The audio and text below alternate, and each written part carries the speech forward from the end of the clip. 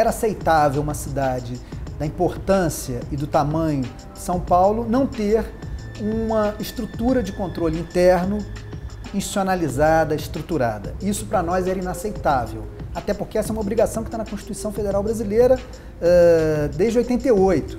Quer dizer, então para nós era inaceitável uma cidade tão importante, tão grande, com tantos recursos, sem que houvesse uma estrutura de controle interno.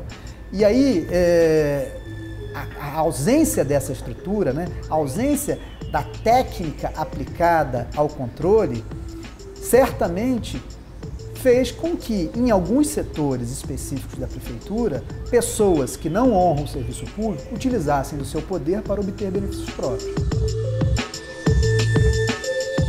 O nosso trabalho inicial foi de estruturação, foi de criação de meios para detectar esses problemas, e a estratégia que nós utilizamos foi o uso de ferramentas de inteligência. Foi a verificação, por exemplo, da evolução patrimonial dos servidores públicos. Nós monitoramos, verificamos se os servidores públicos municipais possuíam patrimônio, seja ele declarado, seja por meio dos chamados sinais exteriores de riqueza, compatível com a sua remuneração. E com isso, nós conseguimos iniciar várias investigações, e uma delas é essa, que foi concluída, a Operação Necator, e na qual foi apurado um desvio que pode chegar à casa aí dos 500 milhões de reais.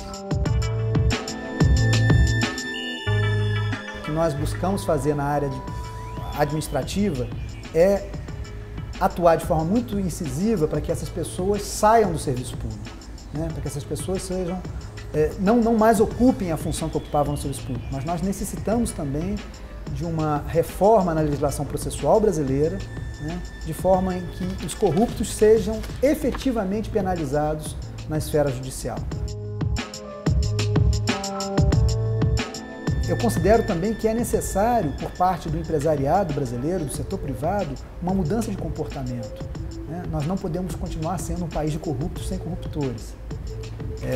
E aí, nesse caso específico de São Paulo, chama a atenção o comportamento das empresas. Por quê? Só há dois caminhos a seguir. Ou as empresas se beneficiaram diretamente do esquema e, de fato, por terem recolhido menos impostos que deveriam recolher, ou uma segunda hipótese, que vem sendo aventada pelo mercado, as empresas foram vítimas, não havia outro meio. Se elas foram vítimas, nesse caso específico, eu entendo que elas foram, no mínimo, coniventes e omissas com relação ao caso de corrupção, porque eu não posso acreditar que um setor tão forte como é o setor da indústria de construção civil não pudesse fazer chegar às autoridades que um esquema tão grandioso vinha sendo conduzido na Prefeitura Municipal de São Paulo. Isso é uma clara demonstração do grau de degradação ética na relação entre setor público e setor privado no país. Que vítimas são essas que não procuram as autoridades, que quando têm oportunidade de delatar os seus algozes, permanecem silentes? Eu considero a corrupção um problema que solapa, que reduz toda e qualquer tentativa do Estado em trazer melhores condições à sociedade. A corrupção é um problema do Brasil. No momento atual, o principal ponto que precisa ser debatido pela sociedade brasileira é a redução da impunidade. A nossa sociedade não pode continuar com a percepção de que a corrupção é um crime sem punição no país.